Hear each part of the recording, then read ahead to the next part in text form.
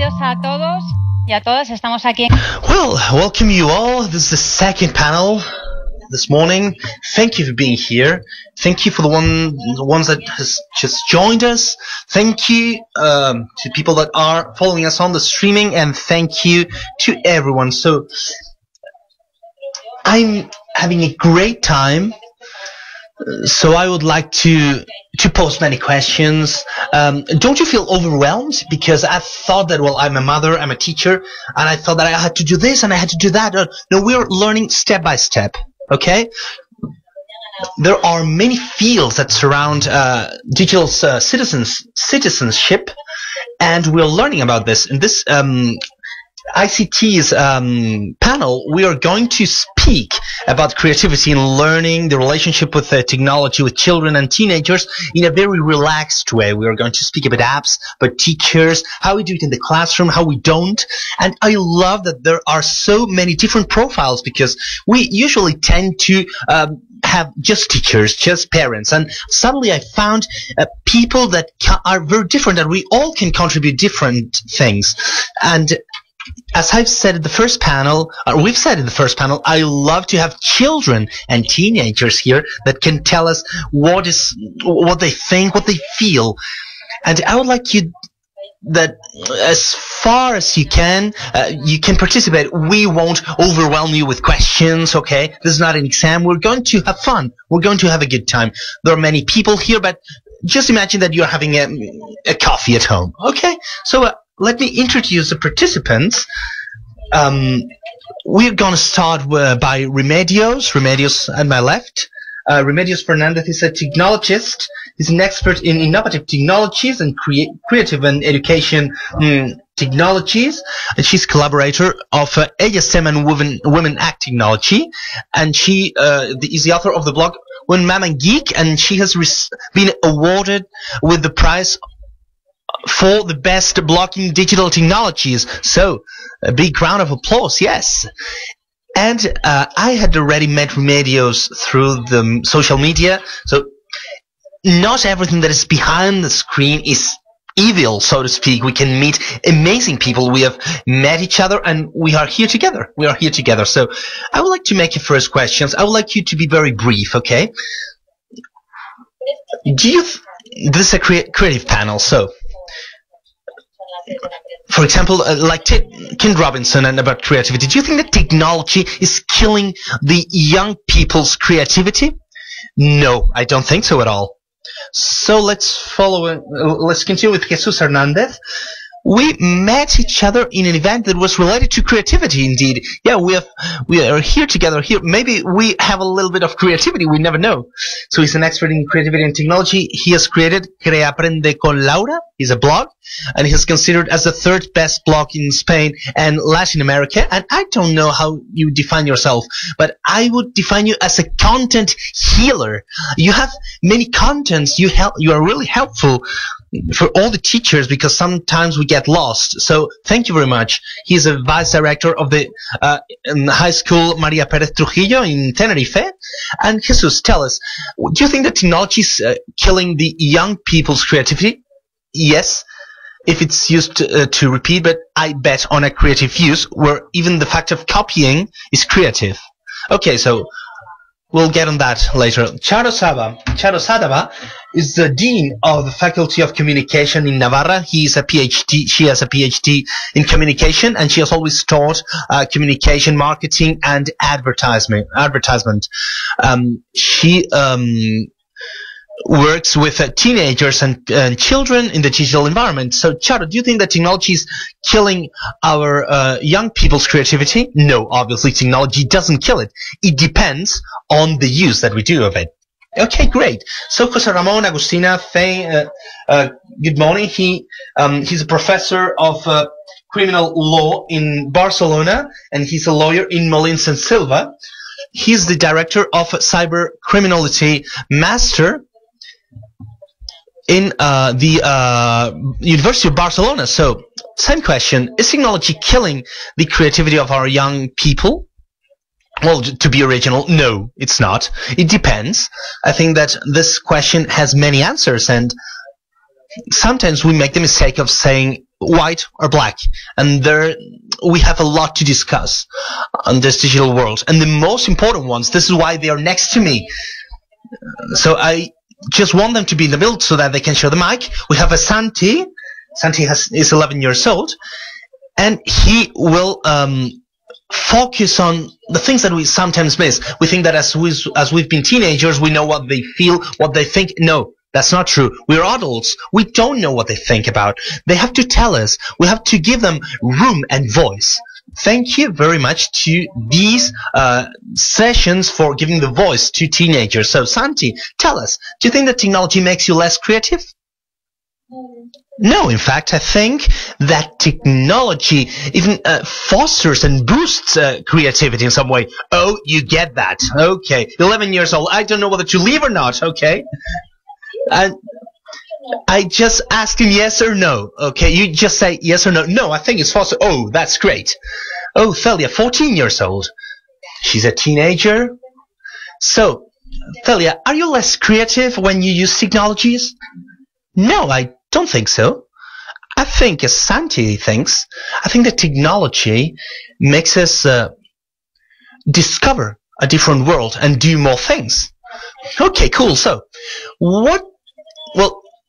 just beforehand, you have the hashtag here to share your pics, your reflections, your thinkings, and even questions that are not answered. You have the hashtag DigCitSummitES. Okay, it's a little bit difficult. You can take a pic and you can use it. Okay, and in the end we'll have 10 or 15 minutes so that you can make questions to all our speakers. So I don't know if you want to get started answering to this question that I've asked you to be brief. Yeah, well, I get into it. Okay. I think that about the fact of technology killing creativity, it's something like what we've said before. Technology, as such, doesn't have the capability of making us more or less intelligent, sociable. It depends on the use. And this use depends on how we're ready to face that use. I mean, not all uses are the same. Education will determine a higher potential. A better education will determine a higher potential to squeeze that a little bit more. So I think that everything comes together. I mean, sometimes we use very simple structures, white or black. This makes us less social. This makes us dumber. No, that's not the point. It depends, of course. So when is possible to use a smartphone? When can we buy a smartphone for our children? There's no black or white. That's it. Well, I think, I don't know if you can hear me. Yes? Yes. Okay, sometimes when we speak about creativity, we should wonder, what's creativity? That ability of innovating, of moving an inner world towards the outside. And I think that technologies have that risk because of the use of social media without any kind of control of affecting the inner space. I mean, there are some authors that speak not about privacy, but about externality. We are at a higher transparent society, and this makes that technology provokes different anthropological changes in the way of thinking, in the way of seeing the world, in the way of interacting, and sometimes they are reduced to different stereotypes. When you communicate through social media, you are talking to a pic, or you lose some. That makes it the personal relationships are a little bit weaker or poorer, because a face-to-face relationship is much richer, so to speak. And this could in some way affect the human being's capability to take everything that they have inside. When we speak about creativity, we are thinking about how technological tools can help us foster a creative way of thinking. A way of thinking that fosters the skills of the human being. As such, of course, it can be helpful, but everything will depend on the fact that, if the person has been able to look for a balance between new technologies and that development of that inner world that is very important in children and in teenagers. Well, this online and offline world that must be balanced and get rid of those fears. We can just be in one world is negative, the other one is not. Well, I've met very interesting profiles. We are learning a lot. We can catch up. It was impossible some years ago. All projects grow and they become known thanks to this. I think that it has many benefits. I'm really in love with technologies.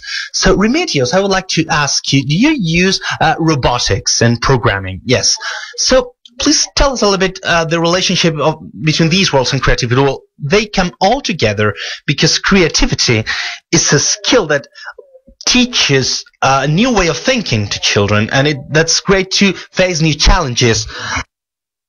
We're in a world where changes take place very fast, and children must have an adaptation capability and response capability that is must be very, very quick and very fast. So, in the classroom, it's really useful because it can be applied to all the knowledge areas, no matter it's maths, sciences, history. On the internet, we have many resources, so it's not about using them, but we have to train the teachers. There are many teachers that when they hear about, well, I'm going to your classroom to give a speech about Scratch. Scratch is a free app, a free tool that is very powerful, and as of today, is not known at many schools. So with this tool, you can capture the attention and create a room of communication learning that is so helpful that it's a pity that it's not being used. So we are missing the chance of creating space for the students to participate. It's not about receiving the communication at their different desks, but it's a space where children participate and teachers are the facilitators of that knowledge. So I think, and I truly think, that every children should learn how to program because this leads to a new way of thinking. It creates a new way of thinking that it is very helpful to work in teams. Well, I could speak about this for hours. So, for example, parents say, well, my children are not interested in engineering. What do they have to learn this? Well, we're going to be surrounded by robots. Okay, so we have to understand the world that surrounds us. So the new job positions are transforming. They are emerging. Community manager. What's that? Social media. Well, there are new words that are being included in our daily routine, and children must be prepared for that. They must be educated for that. So the main challenge for parents is to know what's going on around us, to know the apps, to know what Facebook is, to know what Twitter or Instagram is, and to train themselves and to guide their children. I learn a lot from my daughter because, well, it's the direct contact that I have with a teenager. With my students, the robotics and programming lessons, I try to go further. Robotics and program. I take them to a new way of thinking, to a new way of finding a specific solution from a challenge that I set. So it's about gaining skills and competences that can help you in the future, that readiness to be prepared already for the future. Santi, I think that you like that stuff of programming. I like programming a lot, yes, because it's about a new world full of possibilities and choices where you can do almost everything. And what programs do you use? What do you do? Tell me. Well, I like programming games, for example, and with Scratch that you've just mentioned. And nowadays I use Python too. And how long have you been doing that? 1 or 2 years, more or less. Well, I've been told that you're very good at that. So, are you the geek or you the nerd at your school, or are there more people? No, as far as I know, at my classroom, there's nobody that does this type of thing. So, how did you learn then? With YouTube? On your own? You have taught yourself without any activity, or? Well, I used to attend a school activity, but it was about building a small robot and telling him to move forward, to move back, to spin around, and it was a little bit boring, wasn't it? You're more creative. You're more creative, aren't you? So you have learned it with YouTube tutorials. So you've learned with YouTube. Yes, but I've also read a small book. So you mean that we can all learn, or you think that adults are old-fashioned and teachers can be up to date with this? Well, I think that anybody can learn anything if they really want to. That's absolutely true, yes. It's true that teachers used to say, well, they've been training for years, but we must keep on training.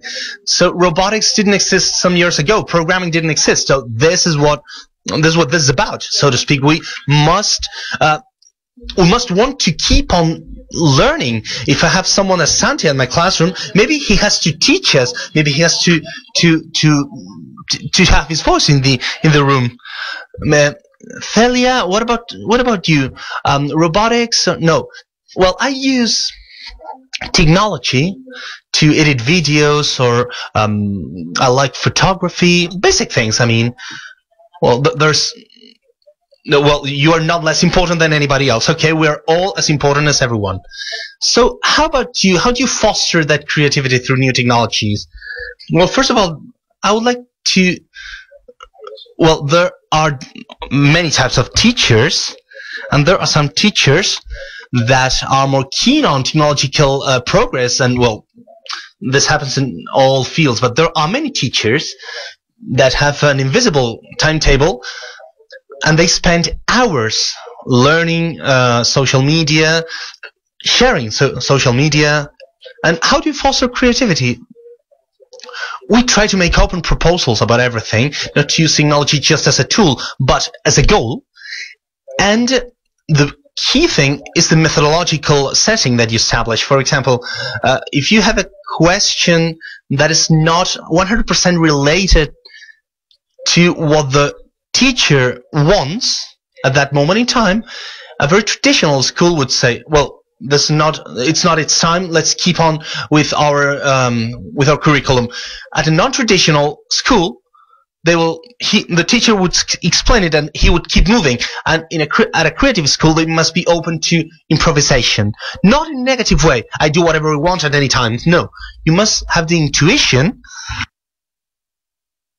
of being able to use that question, even transforming it into the axis of what you're going to do, not that day, but the following days. So I think it's key to pay attention to the students' questions, to pose questions, to open many doors. No, sorry, they must open them.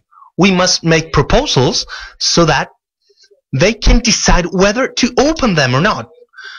I think that we must have a more opener curriculum. I think that that's a key point where students, at least 20% of the students, work on projects that are agreed with the teacher, that they like. And I think that we must create contents. Yes, that's it, creating contents, yes. I think that you've opened an important topic. Now we are saying that teachers don't know how to do this, they are not aware of this, and I think that we must start to change this and to work as a team. And the other panel, they said that teachers are to teach, to educate. I educate since I get into the classroom.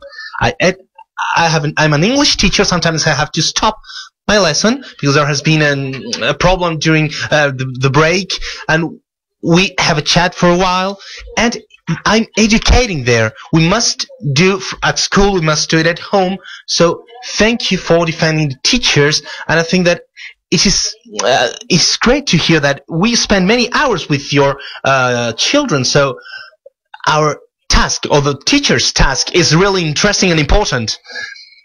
Thank you very much. So yeah, it's true.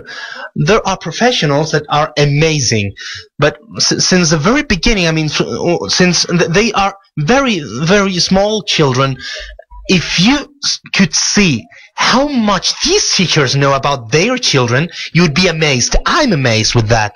So what can parents do to get that technology closer in a more creative way?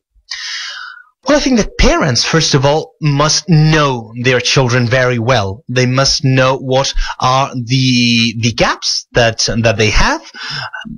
Of course, they have strengths, they have weaknesses, and we must use intuition. We have the intuition that they can do better if we help them with something specific. But following that line, I think that parents have to feed that personality so that they can develop creativity. Creativity needs to be watered, so to speak. We have to take care of it. We have to read things. We must teach good examples. I'm not speaking about reading in paper. I'm speaking about reading in general. We must watch movies, listen to music. We must teach them things that generate a great bunch of good ideas so that they are able to develop and they can create creative attitude, so to speak. So this is the first task of parents, and maybe the most important one. And when we have the intuition that a child could have a special creative capability, and this could have a channel through technology, sometimes their creative expression is not technological. Maybe a child is very good at dancing, and what they have to do is to attend a dancing school to learn how to dance. And maybe this does not involve an Instagram page or a YouTube channel. I think that we should find the creative expression for these children, and sometimes it could be technological, but sometimes we have to be with them to see what are the risks, to see the limits, and help them not to expose more than they should. And I think that the parents have an essential task, but everything's connected. Maybe he likes dancing, but maybe he has his YouTube channel to show how he dances. So we should break that idea that technology is just for geeks or nerds. So technology is for everyone. That's very important. So I think this is a little bit tough, but adults must be the great example. The other day I was reading a Faven speech about phone snubbing. That is to snub someone. Someone's talking to you and you say, well, yes, you're looking at your smartphone. You do that with your children sometimes. I'm going to ask Celia, for example, do you see that with adults, that sometimes they are in their world, they don't listen to you because they are having a look at their WhatsApp, or someone's laughing at the back? I don't know whether it's your mom or your dad. Maybe he's sweating. No, I don't know. Hello, yes. I can see that sometimes. Sometimes they switch off. They don't listen to you, but I usually do it. If you are having an important WhatsApp conversation on the Instagram or whatever, it's not that you don't want, but you don't pay as much attention as you should. Well, it's something difficult. I think that everybody goes through that. We must be aware of that. There was an initiative that was called a free device dinner or something like that. Dinners without devices. So technology is cool, but we must switch off for a while. So during dinner, we will all leave our smartphones apart and we will all chat. So what do you think about that? Well, my parents say that we have to do it, but we never do it, to be honest. Okay, but maybe from now on. Okay, so just an idea, or moments during the day. So I have a nephew that lives here in Madrid. I don't know whether she's watching me or not. She is very present at social media, Instagram, etc. She has very good marks. She doesn't have any kind of problem, but it's true that I can see it, can feel that she has to switch off. She needs a moment to switch off.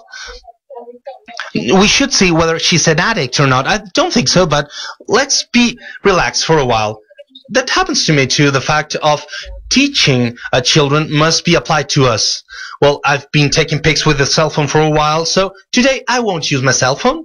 Or, I mean, I've listened to you about this topic. Yeah, I think that we need a healthy digital diet. So, of course, well, we all know this very well. A diet never works for two persons. Maybe it's something very personal, and you can't give a magic recipe. I mean, I think that we all must have a minimum control over our lives, our technological lives, especially to feel owners of technology and not the other way around. not to let technology control us, because sometimes we need it constantly because we're working with it, but sometimes we should do these exercises, and technology won't teach us control it. We must learn how to control it, and we need to acquire that habit, and we must start step by step. We must be aware of that, and it's a good it's a good idea, and it's a great effort. I mean, this is not easy, but there are many things that are not easy. I mean, this is something that has to do with the 21st century.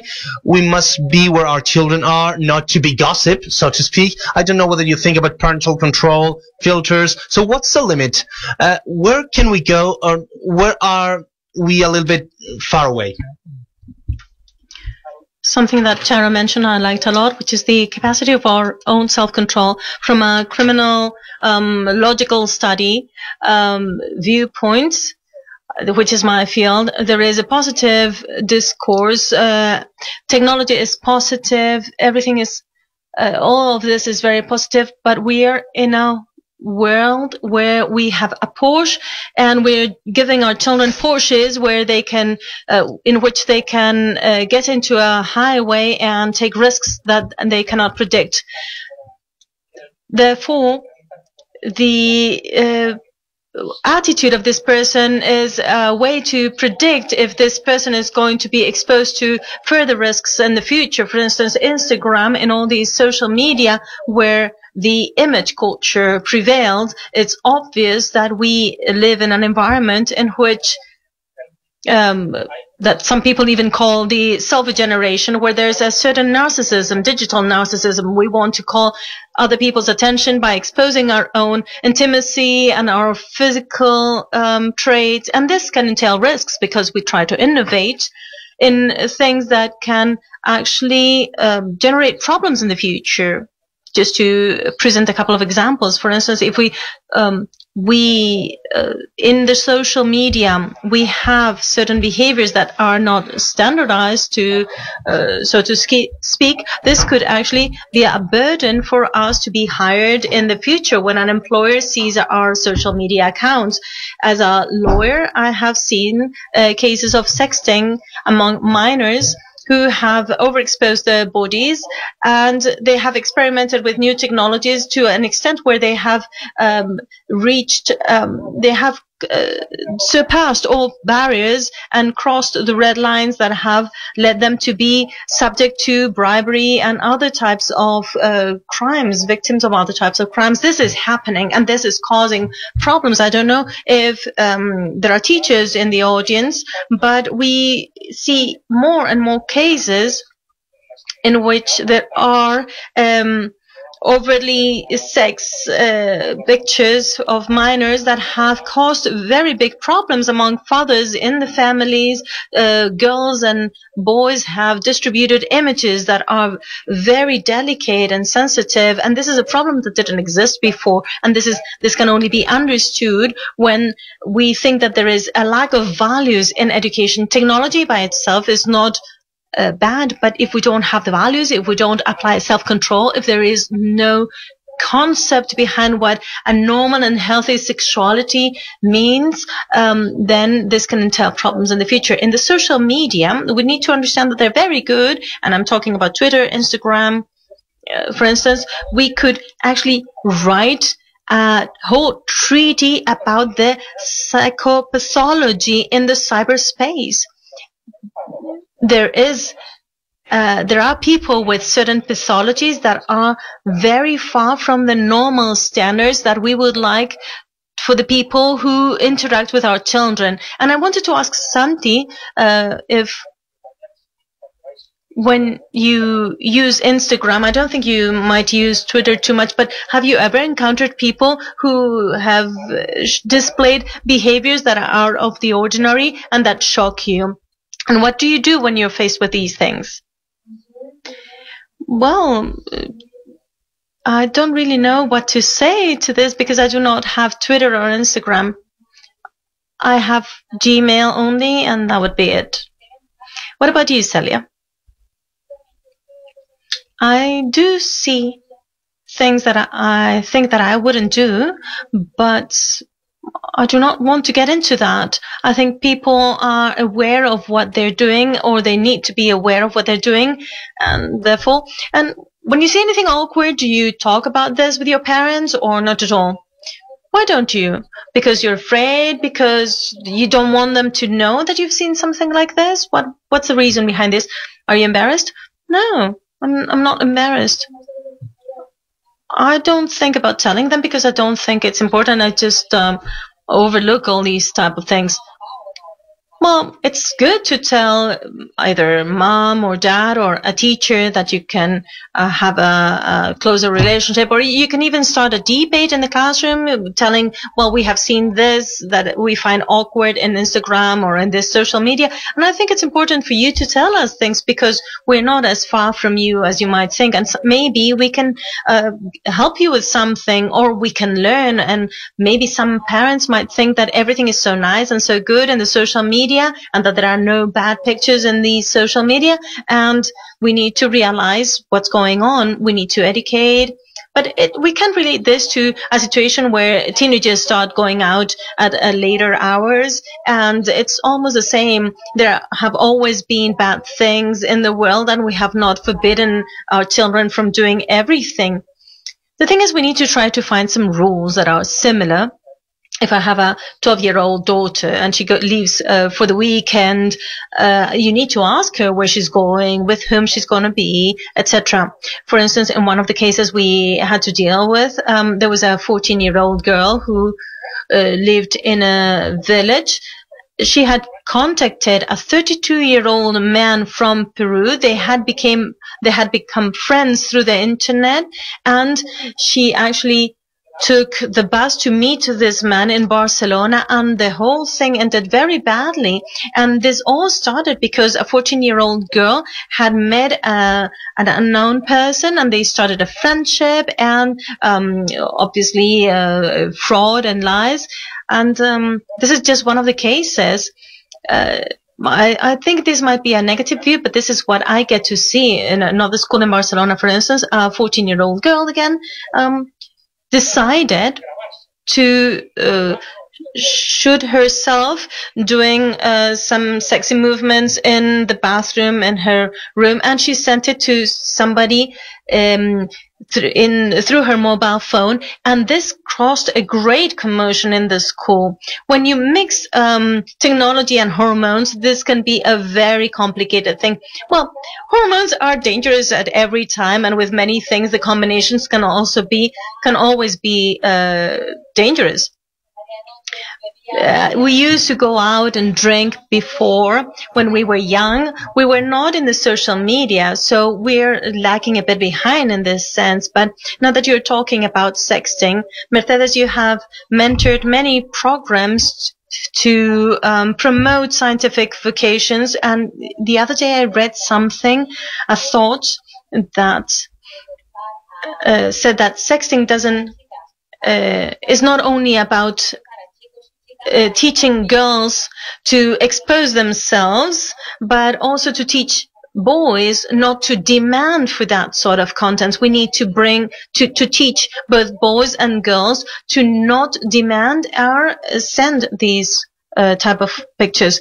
Education does not make a difference between genders. We need to teach both girls and boys equally. As a mother, I always tell my children, ask yourself why. Why do you need to take a picture of yourself? Why do you want to show it? Because once you have put this picture, once you post this picture on the internet, this is in a server, and it's very difficult to locate. And then what for? If you want to show yourself or expose yourself, call your friends and have them over in your house, and you can chat. You don't need to expose yourselves on the internet. Girls are thinking all the time about the likes that their pictures get. Celia is smiling. Yes, I was thinking, why do you need to show a picture? Well, to get likes. The idea of our children wanting to get more and more likes and to feel that they're cool, I think we need to try and understand it. Jesus, please. Yes, I would like to talk more about creativity in technology. There are so many wonderful things that technology can give us that we cannot only focus on the negative aspects. Of course, we need to talk about them as an expert and as a father. I have tried to use the problems as opportunities to teach and to educate. To forbid never has educated anyone. So I think we need to focus on the positive. All the studies that are being carried out about the future highlight the role of creativity. We're still talking about the internet and new technologies when these are actually old technologies. They have been with us for a long time now, and we are in a different era. We are past the digital era. We are in the fourth industrial revolution, the robotics, the big data, machine learning, artificial intelligence era.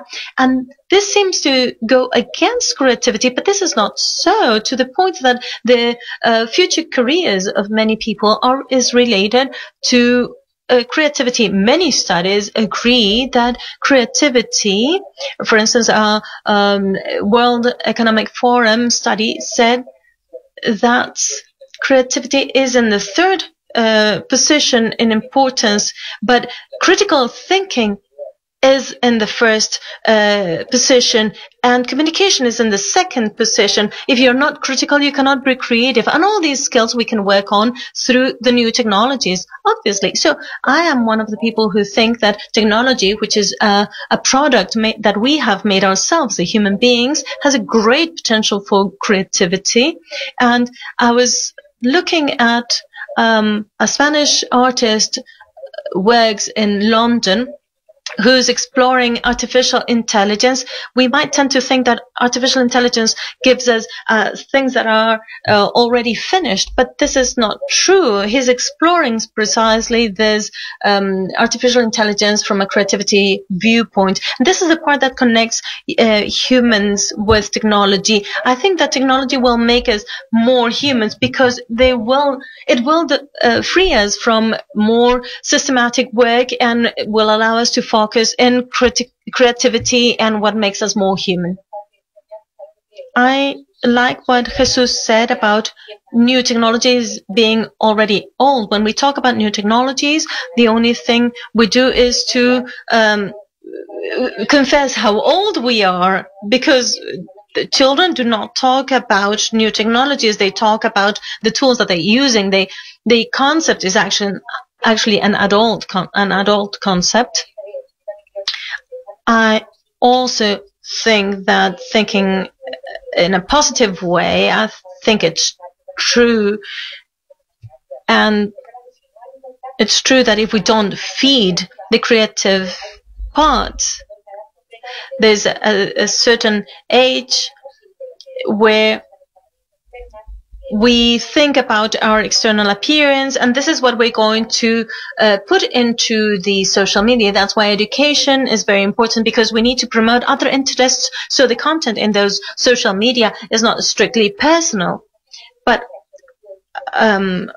quite the opposite. We can share about the hobbies that we have or the interests that we might want to share, something that comes out from us.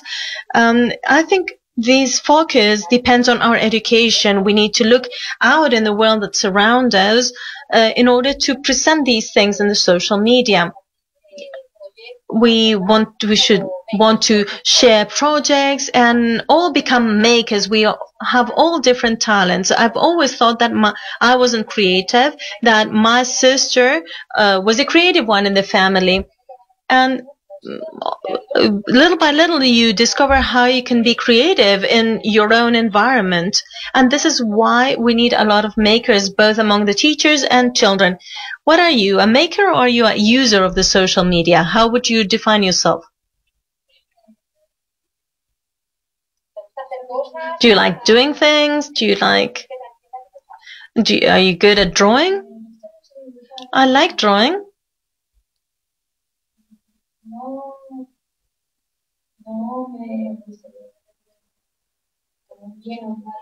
I don't want to grade myself. What do you use to draw? just pencil and paper, and also with certain software and a tablet that I have. So already you have some software to use on a tablet. Do you have any drawing in mind? What type of drawings? I like comic books. Well, maybe there's a future in that. Is that something you would like to do as a job, or is it just something that you like? Well, I see it as a hobby, something that I like, and I see it rather as something enjoyable than as work. What other things do you do with these technologies, with a tablet or on a computer? I play video games, and I watch videos. Do you spend a lot of time in front of the computer? Are you ever told to cut the time that you spend in front of a screen?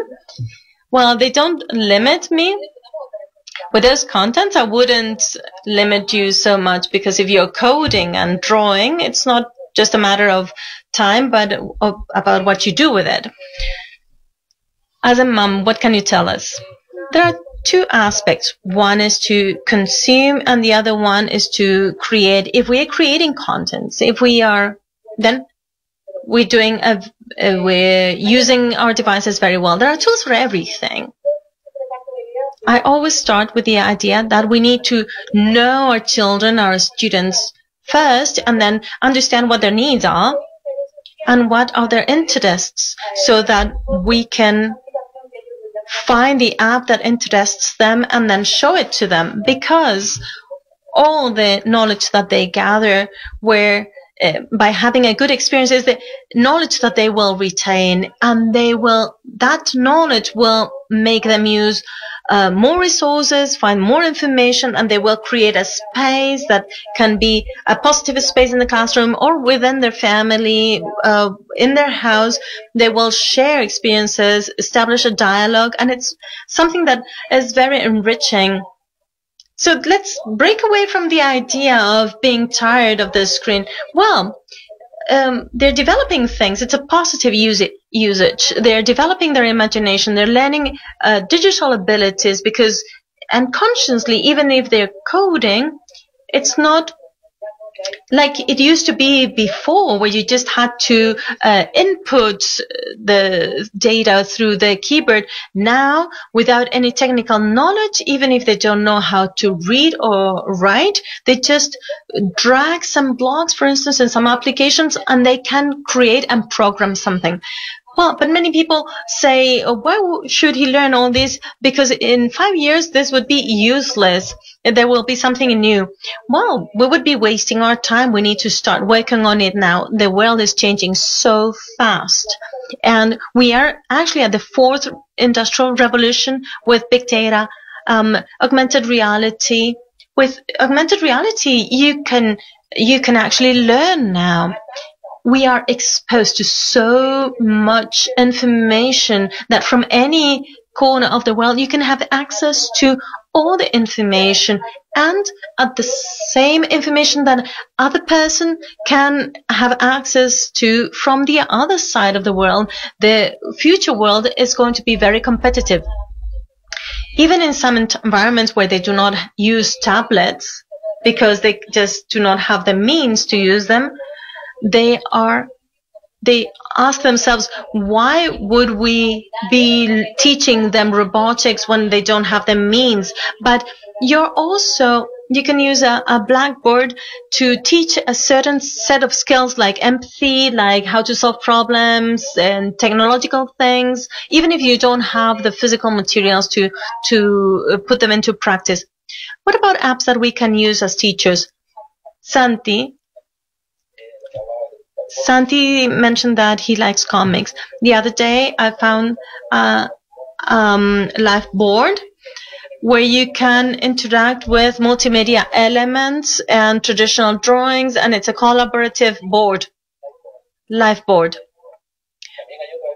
There's another one from Google, of which I don't remember the name, that takes little frames of video and turns it into comics. It's very interesting and very attractive, but if you cannot stay at it, the machine can do it all by itself, but if you take a step forward and you use it, you can mix it with other applications and create more creative contents.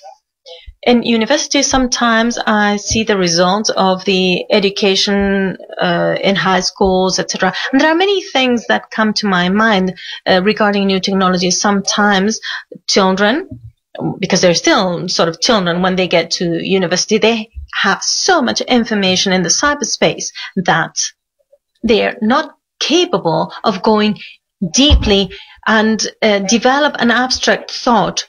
They have limited the learning process to doing some research activities, which is also very good and it's fantastic.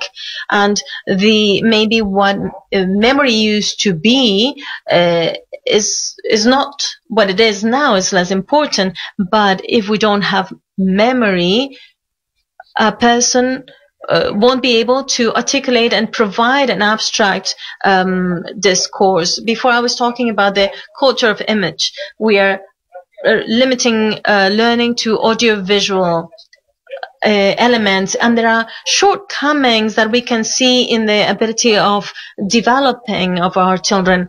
In many of our exams, for instance, we try to have students giving their answers orally. Obviously, a YouTuber can easily do that through the social media, and they love to be in front of a camera and shooting a video of themselves. But I don't know if new technologies can really help when it comes to focusing attention and deepen into a certain reality.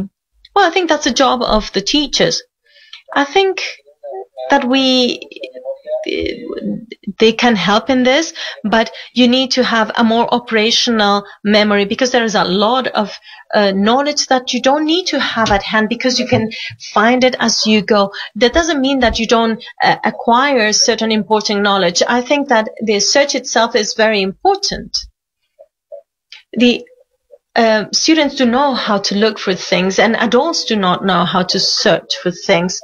The first search in Google is really pointless, and many people think that just when you write something, any word in Google, you will get the fantastic result. People don't know how to filter these searches, and also the information is not does not reach them very well, so you need to teach them how to carry out these searches, and the searches are creative. One important interaction source for me is the internet, but you also need to know how to disconnect yourself from it. Fundamental. Es una cualidad que to browse the web is very important. The so-called digital natives are not scared from technology, but if we think that a remote control can open the garage door, that's actually magic. But children from these times are not impressed by that. And they have the ability to browse the internet, but they do not have the ability to focus. It's very important to be able to see all that information, and I think it's very important, and I think it's a differentiating quality, is that once they have found everything that they were looking for, after they've checked many places, many sources, and you have applied your critical spirit, you can actually focus in the activity that you're going to carry out. I think that's very important, and that doesn't hinder creativity. The person who's able to do this, the more things they will be able to use for their creations. I think that's key. Teachers, before anybody, slowly, we need to acquire that skill. And then we need to convey this to our students. Celia, I've been told by a little birdie that is not Twitter bird that you're good at photography. Is that true? Well, I love photography because it's a way of expressing yourself, and also I like editing pictures to change the contrast, the lights, etc., because I think that the picture changes greatly. But I'm not one of these people who is very concerned about the followers or the likes, etc. Just do it because it's my hobby. I would also like to say something about what Jesus said. In my school, we use iPad to study and do projects, and we are taught how to browse in the internet. For instance, when you look up information about anything, you need to use capital letters and stuff like that. And I think that some schools like mine, my school is Colegio Base, and I think that some of them do it. I think that's very interesting. We should be doing that everywhere. In my high school, we do this type of teaching. We teach our students how to carry out searches.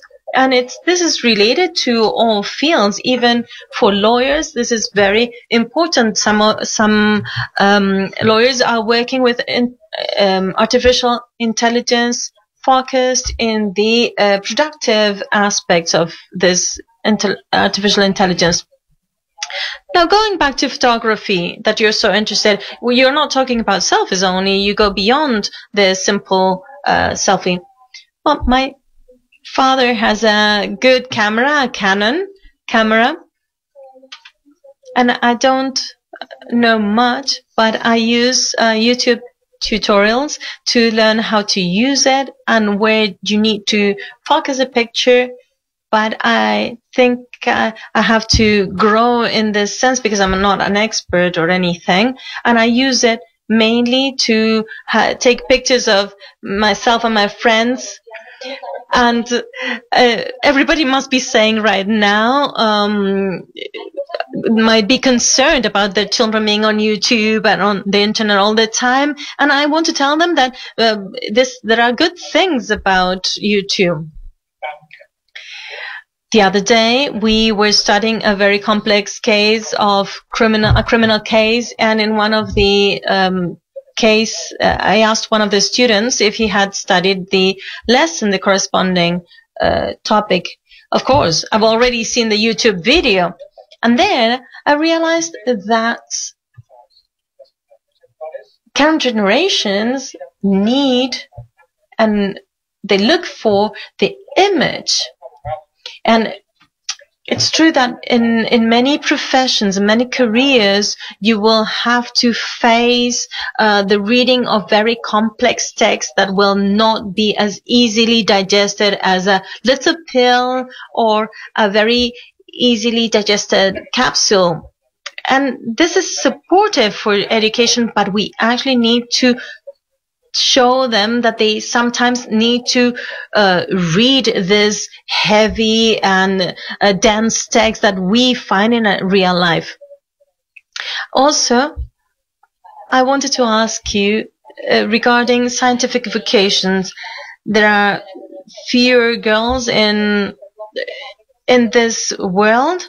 What do you think we can put this down to? Well, we need to work the family in this sense, because so far it's a man's career. So if your girlfriend is opting for medicine or law, we should think, nowadays they're thinking, why wouldn't they study law or medicine? Many mothers are also telling their daughters not to study that career. And I'm not going to go far. My own mother doesn't understand what I'm doing. For instance, my daughter won't have that problem because she's surrounded by technology. She sees her mom that is always dealing with sensors. She's changing the graph card. If the hard disk breaks down, we open the device, we fix it, and well, but that's a particular case. This does not happen everywhere, but there are spaces for family activities, robotics, programming, creation of automated robots and devices. We're all surrounded by technology that we need to understand. And why wouldn't a girl do coding? They like editing video. She likes editing video and working with photography. All she needs a tool for that. Nowadays, there are many programs, both in the States and Spain.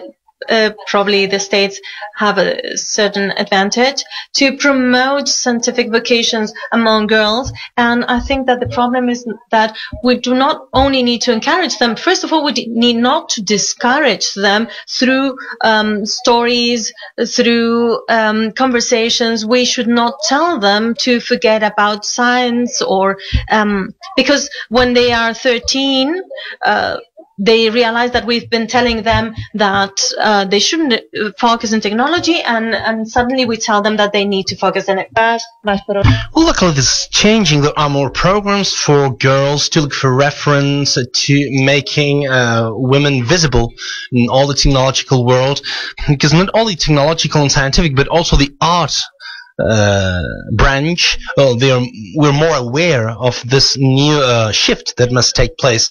I think there's a reality in universities.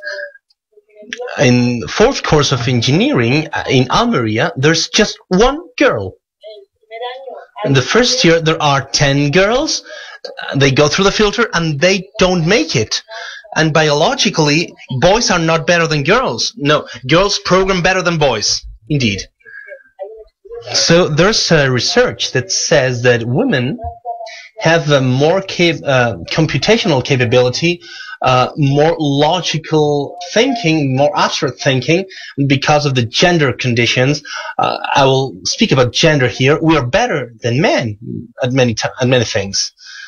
So we should progress in the salary gap, because I think that women are getting a less wage and they hold less important positions, and I think that we are seeing a democratization of creativity.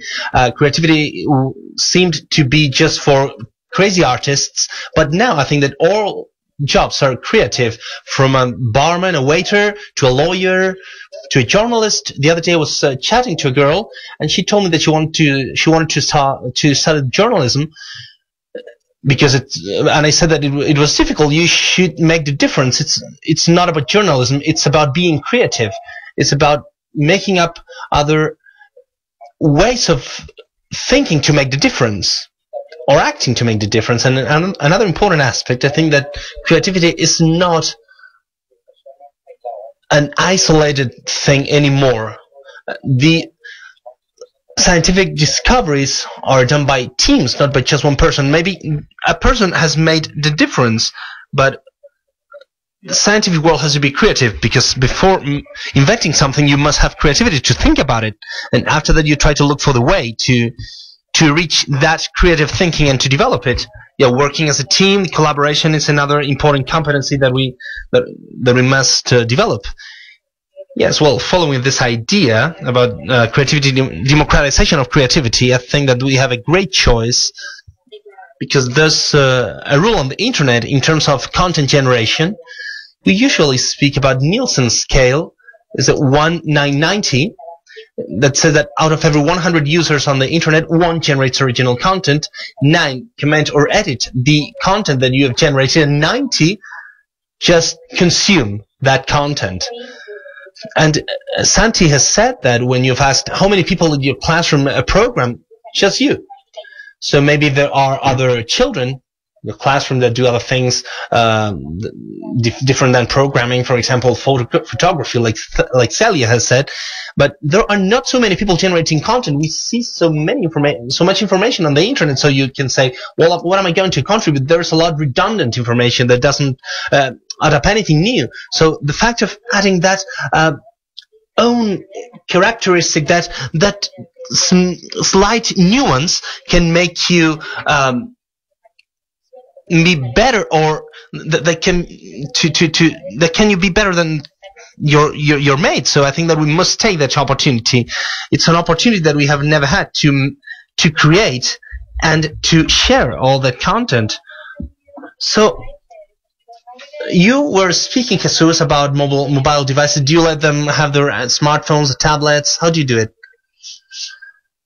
I think that we would be one of the pioneer high schools in Spain, because for some years, when devices started to be intelligent, we have our guidelines, and we have included the educational and good use of smartphones. We've had problems, of course we have, up to now, and some difficult problems, but up to date, we've had always chances to educate the good use. If we hadn't had these problems, maybe our students wouldn't have been trained in that use. And can even recall an important problem when we didn't have smartphones, the first Nokia that we had with the camera, etc. There was a problem, and they were forbidden. So forbidding doesn't guarantee anything, and it doesn't educate, it doesn't change behaviors. We should take advantage of these problems in order to do it. At our high school, we work in programming, and I collaborate with a group of teachers that is called Educa Aventura. We create mobile apps, and the students create them too. They work with programming, and programming that is applied to mobile apps, and we try to give a creative use. We use the tools always in a leisure context where students learn but have fun at the same time. They don't have to be opposite. I mean, so this is part of our lives. Sometimes the students need that capability of knowing that they have to suffer. Sometimes they have to make an effort. That effort culture, we aren't here to suffer, but it's part of our lives too. And that's the positive focus or approach that we try to give to technology. Santi, do you have a smartphone? Yes, I do. And what do you use it for? How long have you had it? I had one when I was 7, I think, but with a keyboard, and well, it stopped working in 2 days. And 3 years ago, I think, I was given a small Nokia. The truth is that it worked really well. And what did you use it for? Well, to play video games, but you didn't speak, you didn't... Yes, well, I used to speak with my friends, with my family. So with 9 years old, there were people with cell phone. Some of your friends had a cell phone. Well, no, they had like tablets. So we looked for the way of communicating. So you don't need the cell phone for the WhatsApp. Exactly, yeah, that's it. And do you have a cell phone or a smartphone? I do. I had my first cell phone when I was 12. And well, I played with the old cell phones from my parents. And how do you use it? Well, social media, WhatsApp, Instagram, Snapchat, and well, everything a little bit. And can you use it at school? Is it forbidden? It's not forbidden at school, but my parents don't let me take it to the school. But it's not used in an educational way. No, we use an iPad. Okay, and in your case, it's exactly the same, I guess. I've never tried to take my smartphone to school. You ask first, okay? Just in case. Well, but the only technological thing that we have at school to teach is a room where there are many computers, and half of them don't even work. So, yeah, I totally understand you, because sometimes we criticize the teachers, and where I work, until 3 months ago or something like that, we didn't have a good connection. The computers at the library didn't work. Maybe you have to wait for a long time to get them fixed. Sometimes we have problems. We have some problems that we must understand. So we're running out of time. So do you want to make any question to the speakers? Any curiosity, anything that you want to know? No? Okay. And is there any question in the audience? Yeah, this guy in green, please. Let's give the mic. Okay. Please tell us your name, how old you are. I won't ask everybody, okay? So, no fear. Hello, yes. Yeah, you can hear you. I'm Andres, I'm 9 years old. And what were you going to ask? Maybe you've forgotten.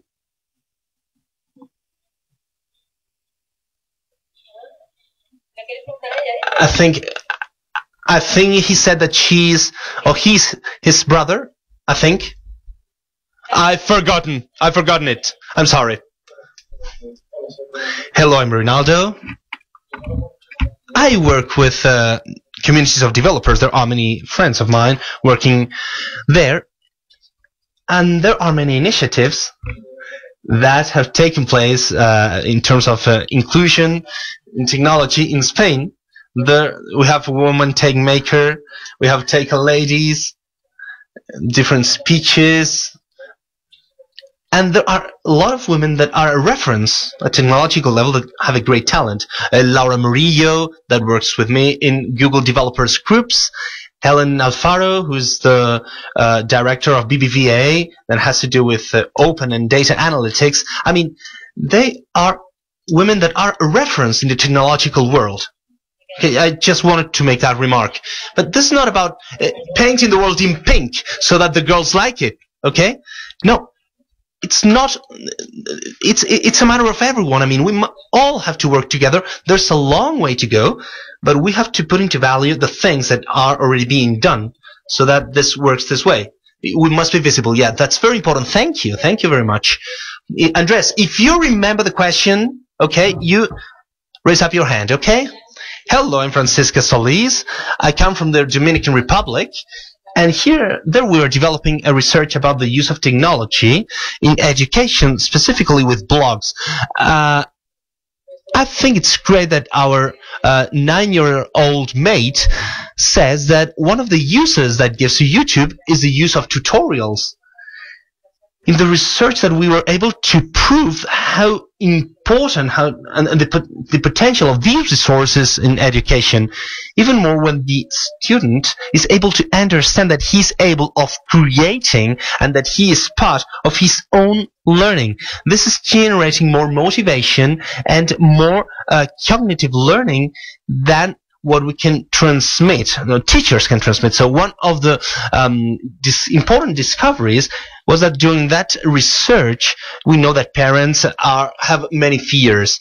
I mean, this is something that prevents them from evolving, because sometimes the teachers try to develop different initiatives, but at home, they are afraid of many things, so they don't support those initiatives. So, for example, that parent school, so to speak, should get parents involved, because maybe they don't have the knowledge or the time to train themselves in that sense, or they must know that they should have that knowledge. Because although many times parents want to do the best for their children, they don't have the tools, they don't have the information. So the school must work hand by hand with families. School can't be isolated. What we do in the classroom must be supported at home, and vice versa. So it doesn't matter how much the teachers want to develop initiatives. If they are not supported, if parents are not aware of it, the teachers will, or the attempt will be unbalanced. So it doesn't matter how innovative, how excellent the teacher is, because if they don't get that support, they can't do it on their own. We must all work together. And if there's a profile, for example, if I have a mother like Remedios at my school that can contribute different things, I encourage you to go to school and say and tell them, well, I know things about robotics. How can I work to have something dynamic? We should work as a team. Sorry, Alba. I would like to look for communities that are doing things. Parents have problems because of time, because of knowledge. We should look for the communities that already exist all over the place. There are different movements, and we should get closer. And if we don't have time, we should go with our children.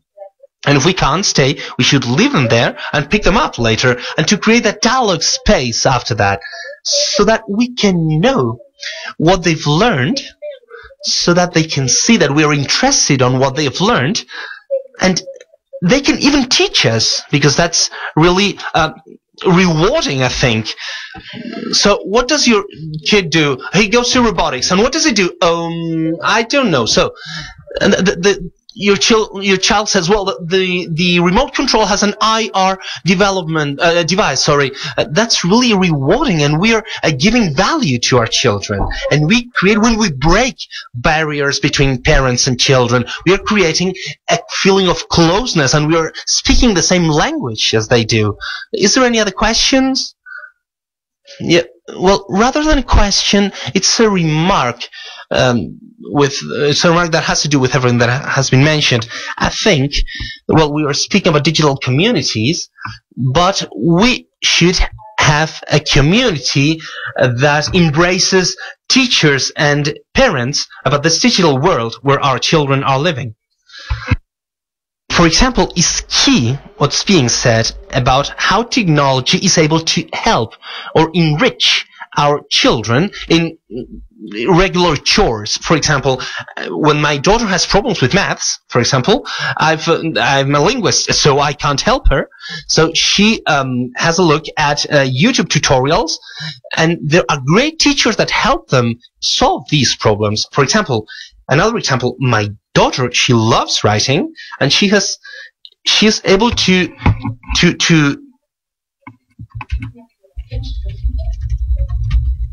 she's able to type. She has learned how to typing through YouTube, not in a computer, with a typewriter. So there are interesting things that are important for their development. The past wasn't bad. The past wasn't better. The past wasn't worse. It's just different. When I speak about the community between the school and parents, I'm thinking about these WhatsApp groups of parents that speak about what our children do, the fears that we have. Why don't we have WhatsApp groups between the school and the parents where they can tell us, well, if they have problem with the homework, for example, they could have a look at this YouTube channel, because it can be really helpful for maths, sciences, or, well, whatever. Well, this could be a little bit crazy, okay? But I think that we still are missing some communication. I think there's a lack of communication. You should tell us what you think in a polite way. I mean, face-to-face is always better. That's true. I think that teachers should be accessible, because with a tweet, with a WhatsApp, the tone can be interpreted differently, and we could get into trouble. So I think that we at schools are always wanting you to comment anything. We are always there for you, but I would like to add something. It has to do with the two last remarks. In terms of gap that we've mentioned before, I think that parents or fathers or mothers tend to think of how they learned, and they try to move that and compare it to how their children are learning. And I think that teachers are more educated now, are more trained, and we're aware of the fact that it's not about transmitting contents from my head to your head, but about making them learning. So technology is a great tool for that, because it creates you must be autonomous. I mean, you must have the ingredients to use it. And parents maybe consider that these resources are of second or third level. For example, the book, or what the teacher has said during the lesson. I think there's a great shift beyond the technological gap. I think there's a cultural shift in order to understand how everything's working. Well, you've mentioned a word that we've missed, and I think that is key word if we're speaking about creativity. That is curiosity. Human beings are curious by nature, and children especially. So how can we kill that curiosity? That's the key to learn. And we kill it because we give everything done, so to speak. And we must make them learn. Look for the way of doing it. Look for the way to access it. Look for your own way. You look for your own answers. As Maurice Terrell says, he invites all the teachers to make creative proposals. He says that if a giraffe gets into a classroom, children will see what's going on. So that visual image of that giraffe with a great and tall neck, I think it's great. So we should foster curiosity instead of preventing it, I think. I don't know that we have time for any other question. Just for one. Hello, hello. Hello here. Okay, that's it.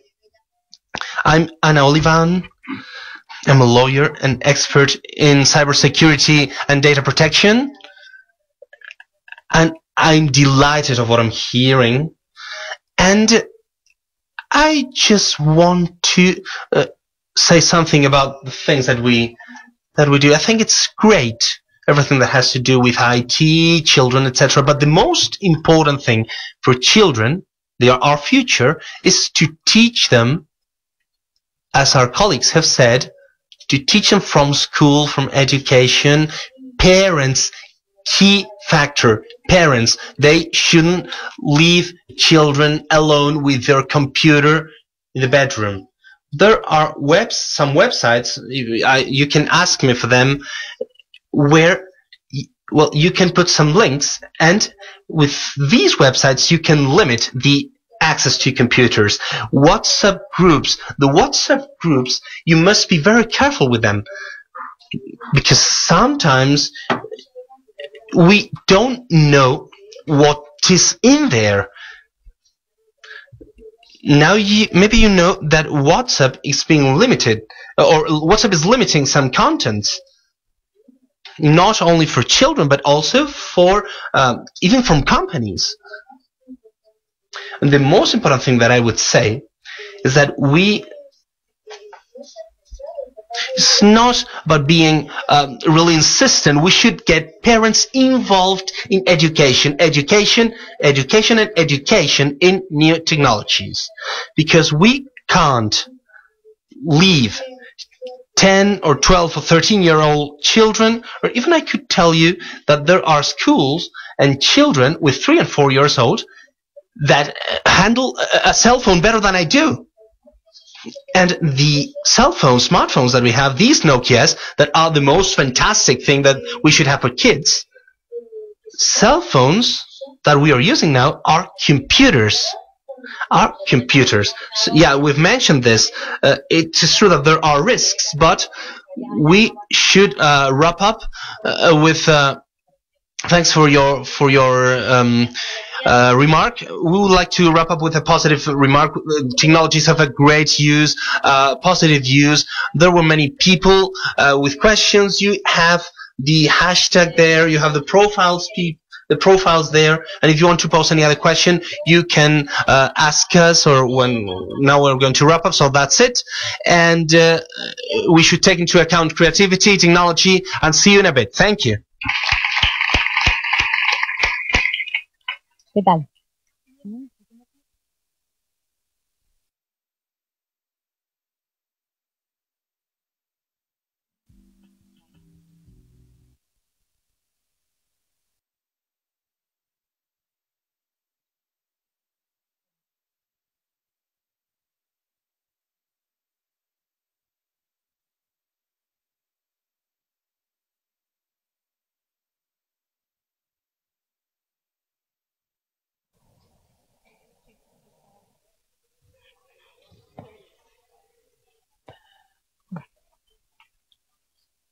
Hola, DigCitSummitES Spain. First, I want to thank the sign language interpreters because my dad is deaf and he's watching now in Connecticut and he can participate because of digital access.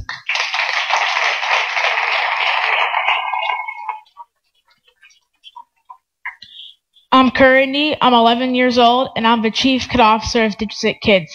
DigCitKids is digital citizenship for kids by kids.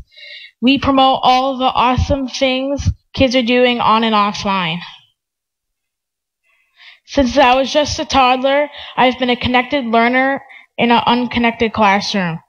I've been connecting with classrooms and students all over the world, before and after school with my mom using lots of social media tools. But one thing I've learned through all these global connections is that there are more things that make us the same than make us different, and the things that make us different are the things that make us unique. I'm really lucky because I've spoken at 2 TEDx youth events and I've moderated dozens of Twitter chats for educators. I've joined the Skype-a-thon, and I've spoken in UK, Twitter headquarters, Nigeria, Mexico, and conferences all around the United States, like the International Society for Technology and Education this June, when I spoke in front of over 2,000 educators as a Student Ignite speaker. Today, I'm excited to share DigCitKids with you and represent student voice and student choice. I'll share how my digital citizenship journey began, and my message is for all of you, the adults in the audience. If you want us to learn about the world, we need to learn with the world, and we need to do this together. How did I become a DigCit kid? I don't have digital access at school. I only have it at home. At home, I have opportunities to learn about the world with the world using a variety of edtech tools. At school, I'm bored. I fill in a lot of worksheets. We take a lot of tests. My school life and home are so very different. I wish I could learn the same way at school as I learn at home.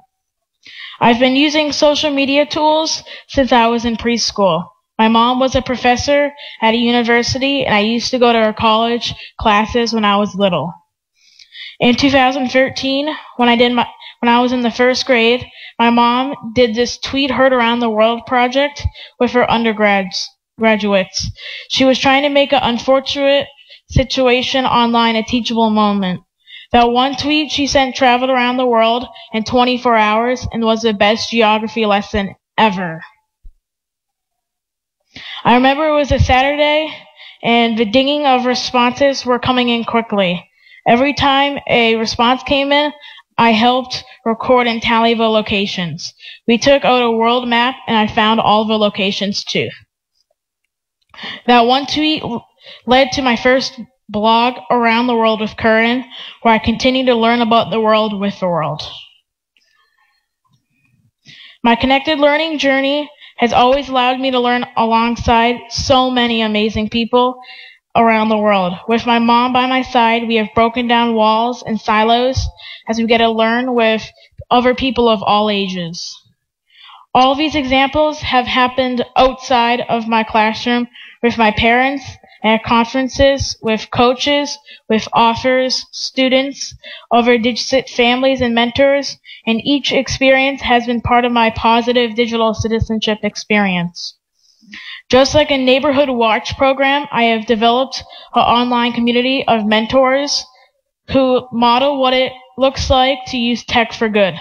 There are plenty of stories of adults and kids using tech poorly, student athletes losing scholarships, students being cyberbullies, and adults losing their job over social media posts. So to me, my social media journey and all my mentors are nothing like the sensational headline stories that make the newspaper. When I was in the 3rd grade, I gave my first TEDx Youth Talk. At the event, I noticed that all the speakers were either high school students or adults, and I was the only elementary student speaking. My idea worth spreading that day was just the beginning of DigCitKids, and at the age of 9, I became the Chief Kid Officer of DigCitKids. DigCitKids is all about sharing your voice with the world, solving problems and creating solutions, and empowering other kids. It is the best way to be on and offline. If more kids shared their voices and solved real problems in their own communities, we'd empower other kids to do the same in local, global, and digital communities. Take Mrs. Jallin's classroom, for example. In Scotland, they saw a problem in their own community and solved it. 2.3 billion people don't have access to toilets, and her young students memorized math facts to raise money and provided free toilets for the homeless. The Upstander brand is a classroom in Louisiana in the United States who are standing up and making a difference, and students in Mrs. Joyce's classroom in Australia use the Sustainable Development Goals to solve problems with other students every week using Flipgrid to empower other students around the world. How can you become a DigCit kid? Share your voice with the world, solve problems and create solutions, and empower other kids because our on and offline actions can travel around the world and help other kids. DigCit Kids can happen at school and at home. This is the DigCit Kids pledge inspired by President Barack Obama. How would you answer this question? How are you making a real difference? Are you providing connected learning opportunities for your students? How do you bring global education into your classrooms for your students to experience it? This is what a DigCit Kid looks like. DigCit Kids makes a positive impact because our choices have an impact. DigCit Kids wants to change the world instead of complain about it. We want to solve problems instead of creating them, and we want our actions to empower other kids. Mrs. Murat's students created a documentary, Positively Social, which is positively awesome. The students taking the lead, being positive online, and making a difference in their own communities.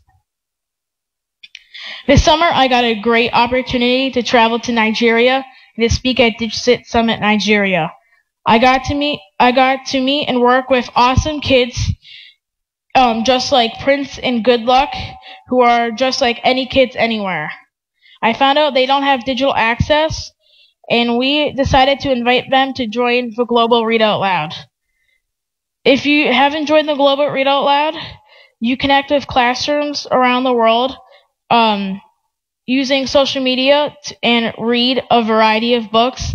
And it's kind of like a pen pal experience. You connect back and you talk about what happened in the book. The Global Read Aloud is more engaging, authentic than just reading a book in a traditional classroom. Connecting and learning together is how we learn about the world with the world. How will you be a superhero online? Create I will statements to change the negative to the positive, to be proactive instead of reactive. We need a global army of students modeling tech for good. Instead of talking about the importance of empathy, ask your students to experience it by doing it. Here's a few tips from us. I will. Use tech for good. Keep passwords and personal information safe. Be socially responsible. Be the same person on and offline. Be respectful and kind to others online. Use social media to connect, collaborate, and learn with others. Stand up and speak up online. Be deliberate in my actions online. Model digital wellness and health, and help make the online world a better place. I'm a student ambassador for Go Bubble, which is an awesome tool for the under 13 group. Great opportunity to learn alongside your child while we learn how to navigate the world. Go Bubble is a safe social network. Share messages, films, and photos safely with friends and kids the same age around the world. It's packed full of classroom features, 2 for teachers, and parent messaging. And you might have heard in previous today that teens are obsessed with getting likes. You get likes by giving likes to people. I'm a Bunsey student ambassador, and Bunsey is an awesome digital storytelling tool. I even have my own sticker. I'm using Bunsey for my presentation today too. It's an awesome tool for student voice and digital citizenship because they have an I Keep Safe badge, which lets everyone know that safety is important when being online. I'm a Flipgrid student ambassador too, and the best part of Flipgrid is that all voices matter. It is a simple tool where you can add your voice through video. Perfect tool to amplify student voice. What are the benefits of breaking down classroom walls and learning together? It is the best way to experience global education because we learn that we are more alike than different. We get to experience empathy and humanity when we learn together. For example, during the Skype-a-thon this year, we connected with 7 classrooms in Scotland and the spy quest author David Goucher and went on an augmented reality spy quest mission. Last year, We connected with Mrs. Jallin's class in Scotland on St. Andrew's Day, and her students sang The Flower of Scotland. How would we have ever known about this Scottish holiday if we didn't join the Skype-a-thon?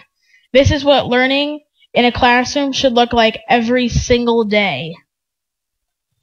Is anyone using augmented reality in their classrooms? This is SpyQuest, and it's like Pokemon Go, except it's international espionage. SpyQuest is an exciting children's book series, an innovative gaming concept all rolled into one. The book feature immersive augmented reality technology, which allows you to experience reading the book and watching the movie at the same time. Every book has a corresponding game that will be available to play in schools, libraries, museums, hotels, resorts, and at home. Join Global Maker Day. It's online, and you get to connect with makers all around the world. It is the perfect way to connect and collaborate with other classrooms. This year, students shared their maker spaces using virtual reality, makey kits, coding using Sphera, and creating using 3D Crayon Pop pens and 3D printers. It was 12 hours of online learning, and every classroom should be like this. Learning side by side. Okay, let's skip that. My big takeaway, all it takes is one person to stand up, speak up, and make a difference. If there's only one thing that you now let us be that kind of kid who solves problems, creates solutions, and empowers others. Let's provide authentic learning opportunities for all kids everywhere where global goals are the focus because we are better together. Here's how to contact me. Thank you for inviting me to share my story today.